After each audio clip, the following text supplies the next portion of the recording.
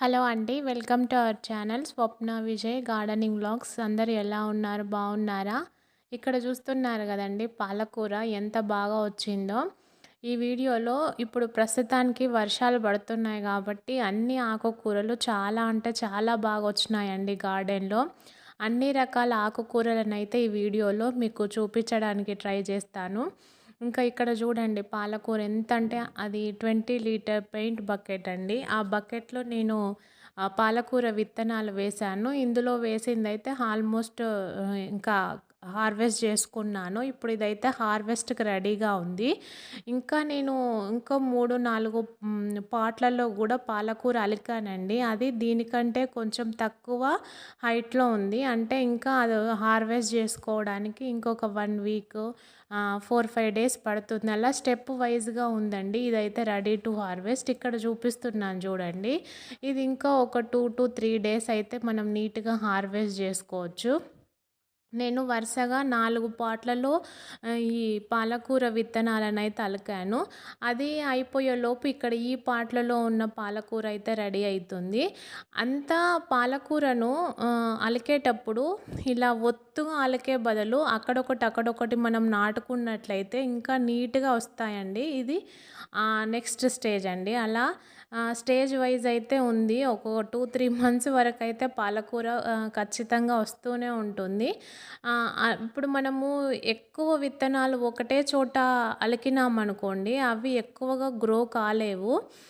మనము ఈ విధంగా ఇప్పుడు పెద్ద పెద్ద పాట్స్ ఉన్నాయనుకోండి, ఆ పాట్లలో వేరే వేరే మొక్కలు కూడా ఉన్నా కానీ మనము 1, 2, 3 అలా ఒక్కొక్కటిగా చుట్టూరా నాటుకున్నా కానీ మంచిగా వస్తాయండి పాలకూర మొక్కలు. ఒకటేసారి అంతా అలికేదానికంటే కూడా ఈ విడివిడిగా ఒక్కొక్కటి అలా పెట్టుకుంటే కూడా పాలకూర విత్తనాలు బాగొస్తాయి. మీరు ఒకసారి ఈ టిప్ ఫాలో అయ్యి చూడండి. ఇక్కడ వచ్చేసి ప్రస్తుతానికి గార్డెన్‌లో టమాటాలు, కాకరకాయలు బాగా ఉన్నాయండి. ఇక్కడ ఇది బోడ కాకరకాయ అంటారు మా సైడ్ అయితే. మరి ఇక్కడ ఒక్కొక్క చోట ఒక్కొక్కలాగా పిలుస్తారు కావచ్చు ఈ కాయల్ని. మా సైడ్ అయితే బోడ కాకరకాయ అంటారు. కొంచెం మంచిదండి. అంత చేదు ఉండదు. ఈ కాయలొచ్చేసి పులుసు గానీ, ఫ్రై గానీ చేసుకుంటారు వీటితో. ఇది కొంచెం కాస్ట్‌లీయే ఉంటాయి. ఇక్కడైతే బెంగుళూరులో అయితే ఈ కాయలు కొంచెం కాస్ట్‌లీయే అండి. మామూలు కాకరకాయ కంటే గూడా ఈ కాకరకాయ అనేది కొంచెం కాస్ట్‌లీ. అయితే కొంచెం బానే పడ్డాయండి. మేము అదే పనిగా రోజు ఈవినింగు, ఎర్లీ మార్నింగ్ వెళ్ళి పాలినేట్ చేస్తే ఈ మాత్రము కాయలొచ్చినాయి. మేము పాలినేట్ చేయకపోతే మాత్రము కాయలు కాకపోవండి. అంటే ఎక్కువగా బటర్‌ఫ్లైస్ అవి ఇవి ఉండవు గదా! కాబట్టి మేమే హ్యాండ్ పాలినేట్ చేస్తే ఒక 10, 15 కాయలైతే వచ్చాయి. ఇదొచ్చేసి నార్మల్ కాకరకాయ అండి. ఇలా 3, 4 పడ్డాయి. ఇప్పుడిప్పుడే పెద్దగా అవుతూ ఉన్నాయి. మీకు ఈ వీడియో గురించి డీటెయిల్ ఇన్ఫర్మేషన్ కావాలంటే నేను నెక్స్ట్ వీడియోలో షేర్ చేస్తానండి. ఇక్కడ చూపించేదైతే తులసి మొక్కలు.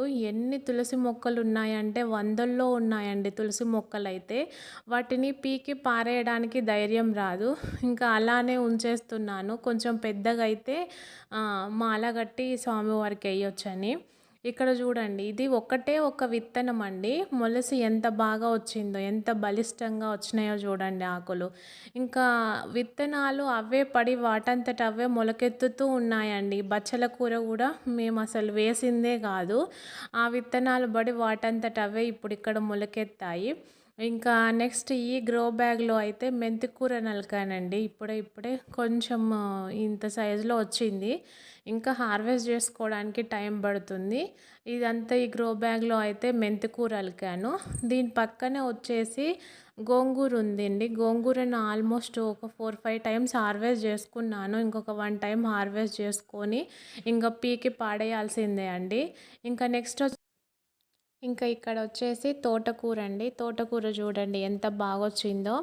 యాక్చువల్‌గా గార్డెనింగ్ పెంచే వాళ్ళకైతే బాగా అర్థమవుతుంది. మనము ఒక్కసారి గనక తోటకూరను వేసినామనుకోండి, ఇంకా మనము అదే పనిగా మళ్ళీ తోటకూరను వేయాల్సిన పనే లేదండి. వాటి విత్తనాలు ఎక్కడంటే అక్కడ పడేసి మొలకెత్తుతూనే ఉంటాయి. ఇక చాలా సార్లయితే ఈ తోటకూరని హార్వెస్ట్ చేసుకున్నానండి. ఎన్నో అంటే ఎన్నో సార్లు. ఇప్పుడు ఆకుకూరలైతే మినిమమ్ వీక్‌లో 4 డేస్ అన్నా తింటున్నామండి. అయితే తోటకూర అయితే ఓన్లీ ఫ్రై లాగా చేసుకోవడం. ఎక్కువ ఎక్కువ వస్తుంది కాబట్టి ఇంకా పప్పులోకి పాలకూర, బచ్చల కూర, చుక్కకూర అవి సరిపోతూనే ఉంటాయండి. చట్నీకైతే ఇంకా గోంగూర చట్నీ, తర్వాత చుక్కకూర చట్నీ అలా చేస్తూ వారానికి ఒక 4 డేస్ అయితే ఖచ్చితంగా ఆకుకూరలైతే తింటూనే ఉంటాము. కాబట్టి మీరు ఇంట్రెస్ట్ ఉన్న వాళ్ళు ఎవరైనా ఉంటే ఆకుకూరలతో గార్డెనింగ్ అయితే స్టార్ట్ చేయండి. ఈజీగా మనము ఆకుకూరలను అయితే పెంచుకోవచ్చు. అంత పెద్ద కష్టం ఏం కాదు. మీకు ఇంకా ఈ ఆకుకూరలను పెంచుకోవడము గురించి ఏమైనా డౌట్స్ ఉంటే కామెంట్ సెక్షన్లో కామెంట్ చేయండి. నేను ఖచ్చితంగా రిప్లై అయితే ఇస్తాను. ఎందుకంటే నేను ఆకుకూరలను ఎక్కువగా పెంచుతాను కాబట్టి వాటిలో ఉన్న డ్రాబ్యాక్స్ ఏవైతే ఉంటాయో అవి ఖచ్చితంగా కొంచెం తెలుసు అని నేను అనుకుంటూ ఉంటాను. కాబట్టి మీకు ఎవరికన్నా ఇంట్రెస్ట్ ఉండి ఆకుకూరలను పెంచాలని అనుకున్న వాళ్ళైతే కామెంట్ చేయండి. నీట్‌గా ఏ విధంగా పెంచాలనేది నేను నీట్‌గా మీకైతే రిప్లై ఇస్తాను. ఏం లేదండి, ఒకటి సాయిల్ మిక్చర్ ఒకటి బాగుండాలి. 2 మంచి సీడ్స్ తీసుకోవాలి. సీడ్స్ క్వాలిటీ అనేది బాగుండాలి. నేనైతే ఇంకా నా సీడ్స్‌నే నేను వాడుకుంటూ ఉంటాను. నేను మళ్ళీ కొత్తగా సీడ్స్ అయితే అస్సలు కొనను. ఇంకా పాలకూరనైతే ఒక 2 మొక్కలను వదిలేస్తానండి. అవే సీడ్స్ లాగా మారిపోతాయి. కొంచెం సీడ్స్ గట్టిగా అయినాయి అనిపించినప్పుడు వాటిని తెంపుకొనైతే ఎండలో ఆరబెట్టుకొని, ఎండబెట్టుకొని వాటిని స్టోర్ చేసుకుంటాను. మళ్ళీ అవే అలుకుతాను.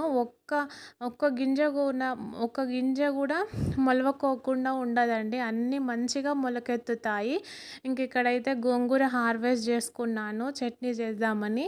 ఇది మీకు చూపిస్తున్నాను చూడండి ఎంత బాగా వచ్చిందో గోంగూర అయితే. ఈ వర్షాలకు మనం ఎంత వాటర్ ఇచ్చినా వేస్ట్ అండి. వర్షం నీళ్ళు పడితే మొక్కలకి ఎక్కలేని శక్తి వస్తుంది. ఇప్పుడు వర్షాలు ఫ్రీక్వెంట్‌గా పడుతున్నాయి కాబట్టి మొక్కలు ఇంత ఆరోగ్యంగా, ఇంత హెల్తీగా అయితే ఉన్నాయి. ఇదండి వాటి వీడియో. ఈ ఆకుకూరలు గనక మీకు నచ్చినట్లయితే ప్లీజ్ లైక్, షేర్, సబ్స్క్రైబ్ అండి. మరొక మంచి వీడియోతో మళ్ళీ కలుద్దాం. అంతవరకు ఉంటానండి. Thank you. All have a nice day.